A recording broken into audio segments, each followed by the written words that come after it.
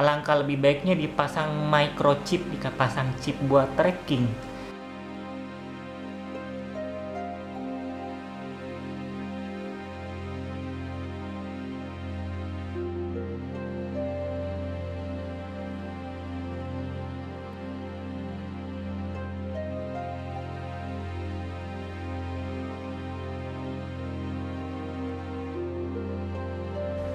Halo guys, apa kabarnya kalian semua? Semoga kalian tetap sehat, selalu semangat, selalu bersyukur dalam keadaan apapun ya guys.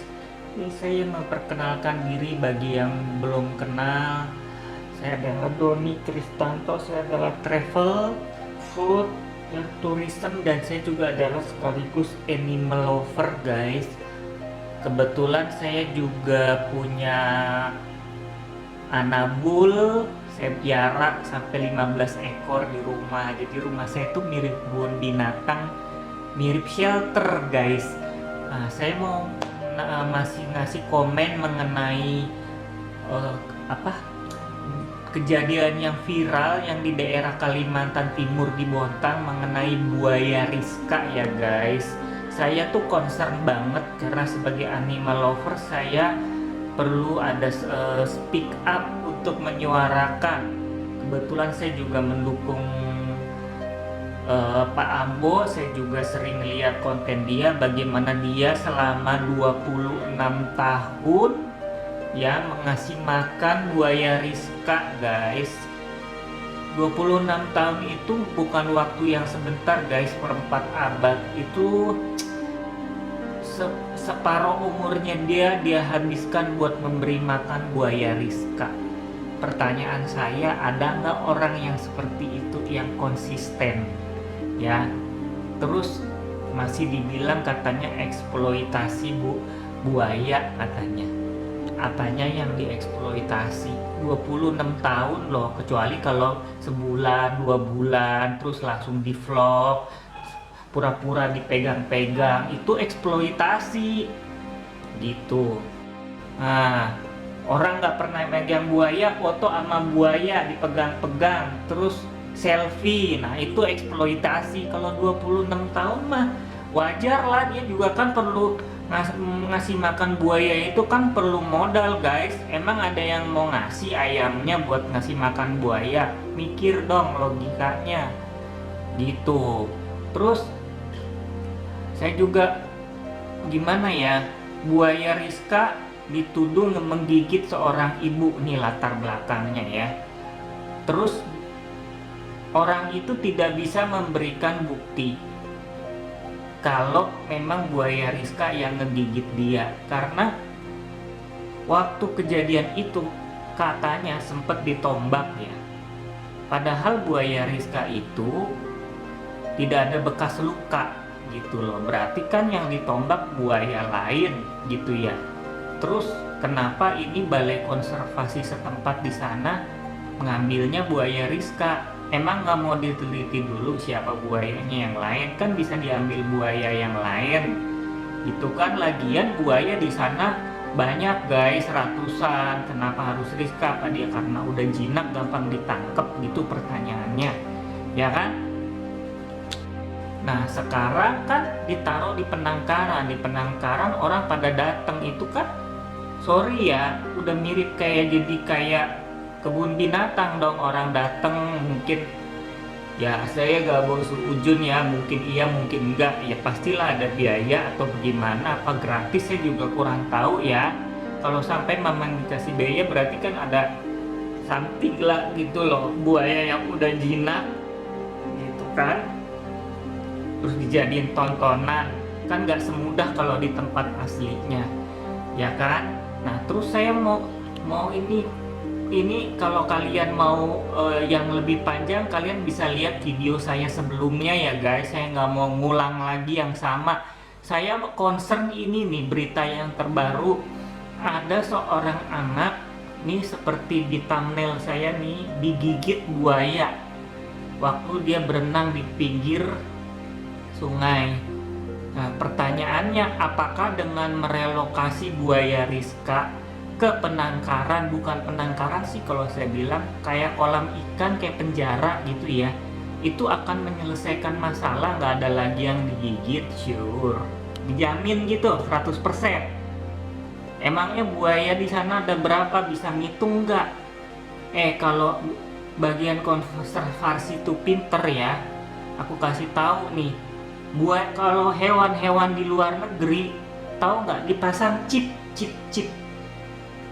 kayak lumba-lumba, hiu, atau singa, dimodalin dong, pasangin chip, dikasih chip. Jadi nanti siapa yang menyerang warga kan ada identifikasinya. Ini kodenya apa?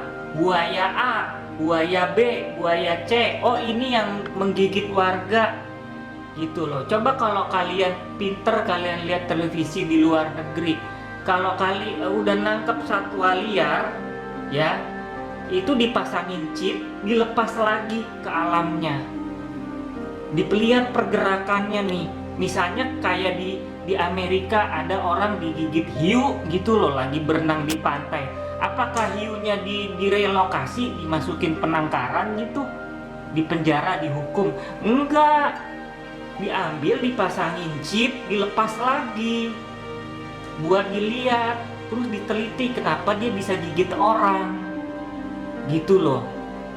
Yang salah apakah orangnya ataukah hiunya? Kan hiu kan mungkin dia melihat orang itu seperti mangsa. Apa sih dia makannya singa laut kan, anjing laut. Nah, janganlah berpakaian hitam misalnya kalau menyelam, harus pakai warna tertentu supaya nggak disangka tuh ini, kasih peraturan, kan akhirnya nggak digigit lagi gitu loh. Sekarang kenapa buaya itu menggigit, yaitu yang harus diselidikin, dipasangin chip. Kalau memang bener-bener mau ditangkap, mau direlokasi, harus tahu persis dulu siapa buaya yang menggigit. Modalin aja pasang chip. Gitu, nggak berapa kok. Atau nggak kepasangin kamera kek, gitu loh. Nggak usah banyak-banyak, ya nggak, logikanya kan begitu. Nggak akan selesai guys, gitu loh. Buaya di situ terlalu banyak, mau diangkutin semua juga nggak akan, masih ada anak-anaknya, masih bisa datang dari sungai yang lain gitu loh. Saya udah bilang, memasukkan Rizka ke penangkaran yang kayak kolam ikan penjara itu tidak akan menyelesaikan masalah ya guys. Gitu loh, tidak akan, malah akan nambah masalah yang baru. Masalahnya apa? Ya kasihan buaya Rizkanya kekecilan. Kalau mau direlokasi sama-sama ke alam liar tapi yang jauh. Coba kalian lihat kalau di luar negeri gitu, misalnya ada orang nih main sepeda, nah di situ udah ditulis bahaya, ini di bukit ini banyak beruang misalnya. Dia tetap olahraga di situ, suatu saat diserang, namanya apes kan. Apakah terus beruangnya dimasukin ke kerangkeng gitu? Kalau di luar negeri enggak, dibius, dicari, kan udah ada chipnya nih. Oh, beruang si A, si B, si C, dipindahkanlah ke tempat yang lebih jauh supaya dia nggak ke situ lagi. Maksudnya buaya Rizka juga pindahkan ke sesama alam liar tapi yang lebih jauh. Gitu loh. Jadi paling nggak itu win-win solution, maksud saya. Win-win solution buat buaya Rizka, win-win solution juga buat warga di situ kalau memang masih menyangka buaya Rizka yang menggigit.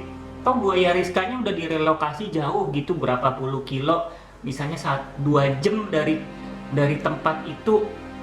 Kalau masih digigit juga ya berarti buaya yang lain. Nah ini udah direlokasi masih ada korban kan, berarti kan buaya yang lain. Terus pertanyaannya, mau berapa banyak buaya yang dipindahin, dan apakah yang ngegigit itu dipindahin apa enggak? Pertanyaannya begitu. Saya mau nanya, soalnya saya lihat kok cuma Rizka doang, yang lainnya enggak gitu loh, ya kan? Nah sekarang kan nggak bisa bilang oh tuh yang gigit Rizka lagi karena Rizkanya udah dipindah, tapi kenyataannya masih ada korban, ya kan? Terus apakah pertanyaannya dengan memindahkan Rizka ke penangkaran, selesai gitu, nggak ada korban lagi. Buktinya masih ada, dan setelah ini saya yakin masih akan ada yang berikutnya. Anak kecil ya, anak laki-laki ya. Kalau yang katanya digigit Rizka kan ibu-ibu, ini ada anak laki-laki, ada yang berikutnya. Masalahnya kenapa? Kita kan masuk ke dalam habitat mereka. Mereka udah ada dari zaman dulu, dari ribuan jutaan tahun yang lalu sebelum ada manusia di situ. Ada juga manusianya yang direlokasi atau kirim ilmuwan ke situ supaya menghindari berantem nih antara buaya dengan manusia, ketemu bagaimana. Seperti saya bilang, pasang chip, lihat pergerakannya, teliti. Mereka kalau berenang ke arah sini jam berapa, nah dikasihlah pengumuman sekitar jam segini jangan ada penduduk yang kesini karena itu buaya sedang ke arah banyak di sini. Seperti di luar negeri, di Florida ada tuh papan pengumuman di pantai, ini bahaya, banyak hiu di Florida Amerika gitu ya. Nah mereka teliti biasanya bulan-bulan apa tuh hiu tuh ke arah pantai. Kalau lagi banyak ikan sarden, kalau lagi musim kawin, bulan-bulan tertentu itu mereka akan lebih banyak ke pantai. Lebih baik kalian jangan berenang pada saat itu, atau kalaupun mau berenang jangan terlalu ke tengah. Itu loh, kirim peneliti gitu loh, bukannya ini relokasi masukin ini. Aneh menurut saya gitu loh, nggak scientific gitu loh. Emang nggak ada ilmuwan yang jago gitu loh di BKSDA di sana gitu, maksud saya ya. Nah, terus saya mau nambahin juga nih, ada kasus katanya nih, Pak Ambo kan lagi patroli nih, ikan-ikan katanya pada mati ya. Ada ribuan ikan di tempatnya buaya Rizka. Saya nggak tahu itu bagaimana, tapi itu harus diselidikin. Karena ikan itu mati begitu aja secara ribuan, ngambang gitu ya guys. Apakah itu kena bom ikan, apakah keracunan, ataukah terjadi sesuatu di sana? Itu nggak bisa didiemin begitu aja gitu loh. Masyarakat harus tahu penyebabnya ini kenapa. Kan kebanyakan di sana kan nelayan, dan kalau ikan-ikan mati begitu aja kan mata pencarian mereka terganggu guys gitu loh ya kan. Dan saya dengar selain ikan-ikan juga ada beberapa pohon, banyak pohon di situ yang ditebang. Saya juga nggak tahu, saya bukan orang sana ya, saya cuma ngeliatin berita, saya kasih komen gitu ya gitu. Apakah ini gara-gara Rizka udah nggak ada, terus Pak Ambo itu udah jarang patroli di situ, jadi orang itu berani masuk gitu ya kan? Kan waktu masih ada Rizka, masih ada Pak Ambo, kan ibaratnya masih ada satpam yang keliling guys, masih ada satpam yang keliling. Kalau menurut logika saya ya, orang yang mau menyusup itu, yang mau mengeksploitasi alam di sekitar situ, mungkin masih agak segen. Pertama ada buaya Rizka, ada buaya-buaya yang lain, itu juga ada Pak Ambo. Kalau ke gap kan bisa dilaporin. Nah sekarang Rizka udah dimasukin ke penangkaran, Pak Ambo udah jarang ke situ, yang mereka lebih leluasa. Apakah ini koinsiden secara kebetulan nggak lama setelah Rizka direlokasi terus banyak ikan yang mati-mati, atau memang dulunya udah ada? Kalau menurut Pak Ambo sih dulu belum pernah, selama dia berpuluh-puluh tahun yang baru kejadian ini. Ini kayaknya sesuatu yang ganjil ya, yang aneh ya. Menurut saya harus diselidikin nih, harus bekerja sama dengan kepolisian setempat. Ini kejadian ini bagaimana. Oh ya guys, satu lagi, kalau di luar negeri itu ada polisi satwa. Indonesia itu sangat kurang concernnya dengan satwa guys, paling tertinggal dibanding negara lain. Saya ngomong to the point. Di luar negeri itu ada polisi yang memang khusus biasa manusia, ada polisi satwa. Jadi kalau untuk ada kejadian penangkapan ikan yang pakai jaring, yang pakai bom, itu polisi satwa itu patroli, dan dendanya itu besar sekali guys. Kalian mau mancing misalnya di Amerika nih, tanpa izin ya, tanpa punya surat, kalau kalian tuh berhak memancing, ketahuan, apalagi kalian nangkapnya pakai jaring, pakai bom, itu kalian dendanya bisa ngejual rumah loh. Kalau nggak dibikin begitu, nggak akan orang-orang itu jerak gitu loh. Kita tuh harus punya polisi satwa. Di Indonesia tuh sangat kurang SDM-nya gitu. Coba kalian lihat, saya kan ada TV luar negeri ya, saya sering nonton. Sangat tertinggal, apalagi masalah perlindungan hukum terhadap hewan, terhadap satwa. Polisi satwa di sini tuh sangat minim dan kurang. Itu saya menghimbau kepada pemerintah berikutnya, tolong diadakanlah polisi satwa. Kalau polisi turis udah mulai ada, ya kan? Tourism police yang cewek-cewek gitu ya, poluan-poluan yang buat para turis, udah mulai ada. Di luar negeri juga ada. Yang kurang apa? Polisi hewan yang nggak ada di sini. Dia masih di bagian polisi tapi spesifik khusus buat nanganin hewan dan pelanggaran terhadap undang-undang hewan. Itu bukan polisi biasa ya.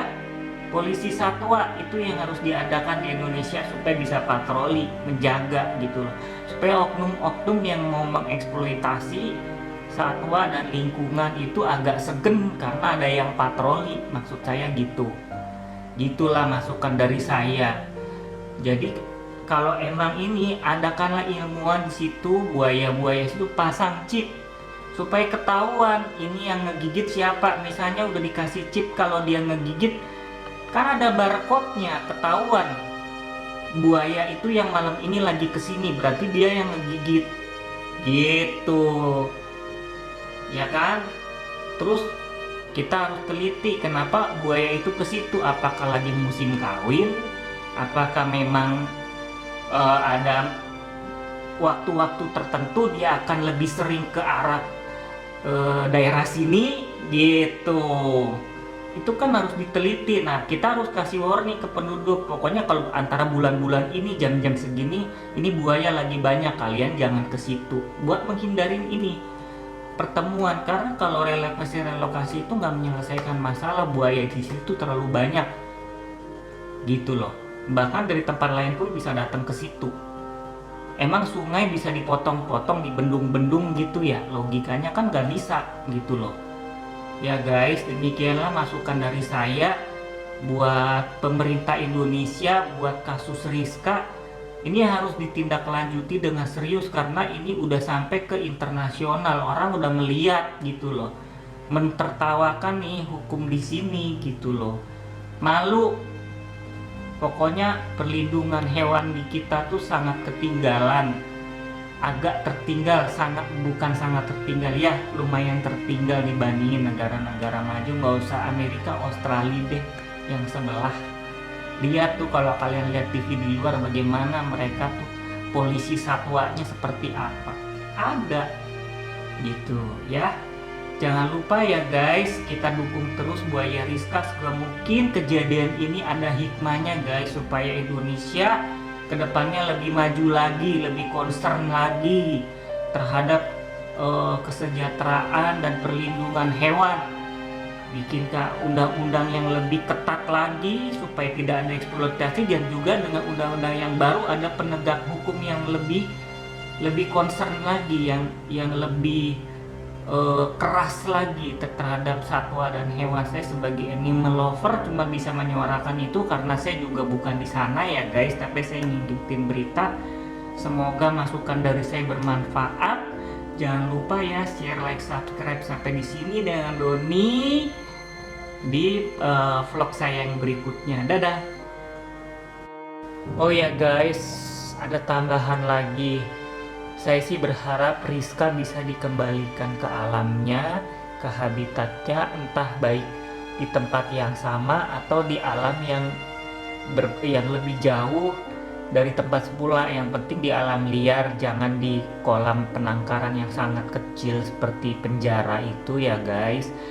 Nah, kalau dia sudah dikembalikan ke alam liar, alangkah lebih baiknya dipasang microchip, dipasang chip buat tracking. Ya, Jadi seumpama suatu saat ada lagi warga yang digigit ya, itu bisa ketahuan Rizka atau bukan. Kalau ada yang digigit pada saat kejadian hari apa, jam berapa, jam sekian, Rizkanya ada di situ nggak? Kan kalau pakai microchip ditanam di kulit dia kan, itu kan bisa dilacak gitu loh, pakai GPS. Dia ada di mana? Kalau misalnya Rizka lagi di tempat yang jauh, digigitnya di sebelah sini, ya berarti itu bukan Rizka, yang lain gitu loh. Mungkin Pak Ambo atau yang warga orang-orang sekitar lah. Tolonglah, kalau minimal Rizka aja deh yang dikasih chip. Kalau ngasih chip di buaya kebanyakan mungkin modalnya kurang atau gimana, Rizka aja pasang microchip. Jadi kalau seumpama, ibarat microchip tuh kamera hewan ya guys, gitu loh. Jadi kalau seumpama dia nanti kembali ke alam liar, ada lagi kejadian, dia nggak bisa dituduh lagi. Nanti kalau bilang, oh ini digigit Rizka gini, lo orang Rizkanya di mana kok jaraknya 2 kilo dari sini? Ini buktinya malam ini microchipnya ngasih lokasi Rizka di sana, berarti bukan dia gitu loh. Dia aja satu aja, karena Rizka kan yang jadi icon di sana kan. Gak usah semua buaya dipasang microchip gitu loh. Rizka dipasang microchip, kembalikan ke alam. Jadi kalau misalnya ada kejadian penggigitan apa, kita bisa lihat pada saat itu Rizka ada di mana. Kalau misalnya juga ada yang mau berbuat jahat sama Rizka, misalnya mau diracunin, mau diapain, mau disakitin, pada saat itu kejadian Rizkanya di mana dan di sekitar situ daerah apa, ada siapa, bisa dilacak guys. Gitu. Pasang microchip deh, lebih aman kalau menurut saya. Oke? Sampai di sini ya tambahan saya, tiba-tiba kepikiran gitu loh. Oke, dadah.